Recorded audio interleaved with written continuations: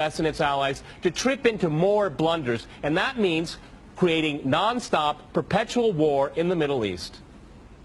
Well, I'm going to make this interesting and disagree with everyone. I do not accept the premise, which probably isn't too much of a surprise, but nonetheless, I reject the premise that the whole point of the so-called war on terror or investing in the Mujahideen was to somehow fight terrorism or to make a better world.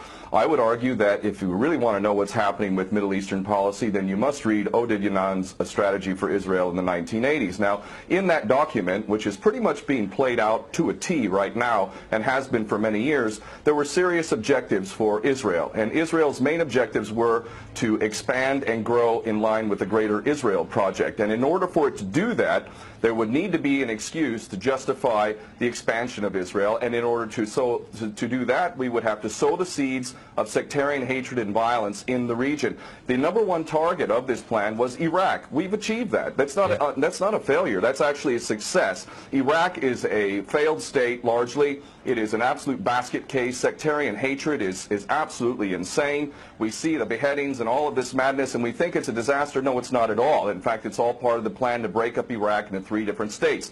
When we look at Syria, we also find that the goal is once again the same thing: sow the seeds of sectarian hatred and basically turn that nation into a basket case.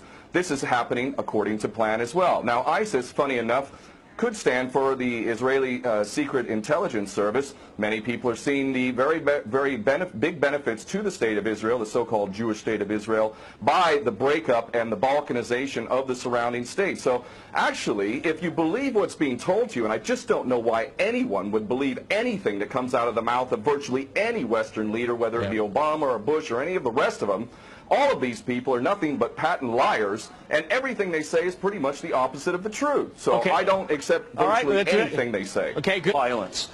Barack Obama did not bite at the opportunity to get involved in Syria a year ago. In fact, at the time when he was ready to start bombing Assad, just about 13 months ago, and we have he backed off as soon as the first excuse came to mind. We've been supporting ISIS. There is absolute continuity between the policies of Iraq and breaking it up and breaking up Syria as well. It is beyond naive to suggest that the U.S. doesn't have its fingerprints all over ISIS.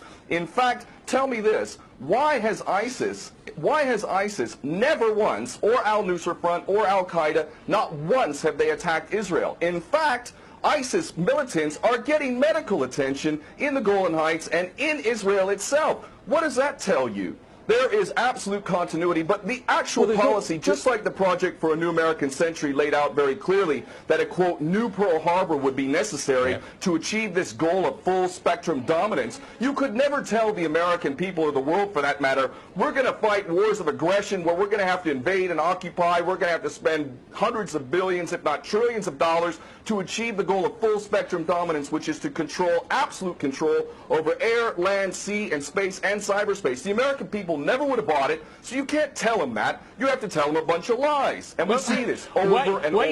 What you have to do, Ken, if I can go... It would absolutely no question that there must always be a boogeyman. In fact, you're sitting in Russia now. For 50 years plus, we were fighting this Cold War that really was an absolute charade to begin with. There never really was a threat of a Soviet invasion. And for decades, we spent insane amounts of money developing nuclear weapons to the point of really completely, totally collective insanity. And here we sit today in a world that threatens a third world war with a policy that is clearly intended to totally destroy Syria. Let's see what happens. If we take Bashar al-Assad out of the equation in Syria, does anybody with half a brain not understand that that vacuum that's going to be created is going to be a vacuum filled by the most powerful interests there? And who is that right now? Well, that would be our best friends and allies, these little Frankenstein monsters that we create, whether it's al-Qaeda or al-Nusra Front or the latest ISIS monster that we've created. Those are the ones that are going to fill that vacuum, and that fits perfectly in line with Oded Yanan's A Strategy for Israel in the 1980s. And if these other two gentlemen haven't read that document, I seriously suggest you do. Another thing that's really worthy of pointing out is the so-called Islamic State is anything but Islamic. And yes, there is a war on Islam. Islam is very understood by many Muslims around the world to be absolutely 100% forbidden for you to forcibly convert somebody to Islam or kill them. This is totally untrue. Back in the medieval times, when there was Muslim empires, it was an absolute understanding and policy amongst the Muslims who were in charge at that time that those who practiced whatever religion were allowed to continue practicing that religion, and they were not even forced to pay taxes into the Muslim empire itself. However, if people wanted to practice that religion, they would not be able to derive the benefits of the tax system and so on and so forth. The bottom line is no Muslim in their right mind would justify going in and literally executing men, women, and children simply because they don't convert to your religion. These people are not Islamic. They are creations of the monster, which is the empire of the United States and all its cohorts in Israel and England in particular. And this monster is purposely created to justify the continuing insanity of the never-ending war policy, which is really the core of America. And that is exactly why I renounced my U.S. citizenship. This madness cannot be considered anything but the major threat to the world.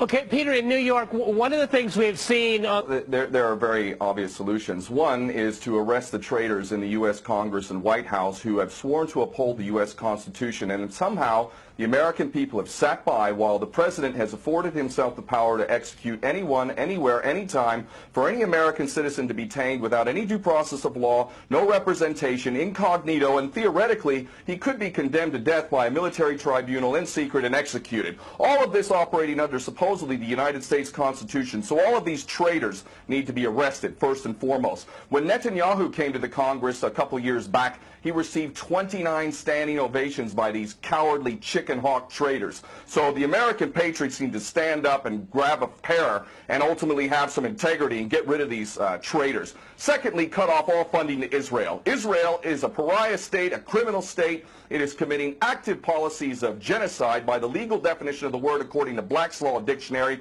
That country needs to be cut off right now. All of their attention needs to turn inward. Stop your little empire endeavors and full spectrum dominance and all of this sort of madness. Start taking care of your infrastructure back home. Start taking care of the American citizens who have worked their whole lives and now find themselves wondering how they're going to keep a roof over their head.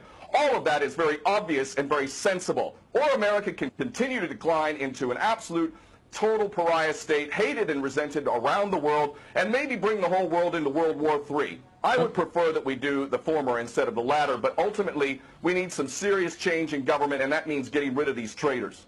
Okay.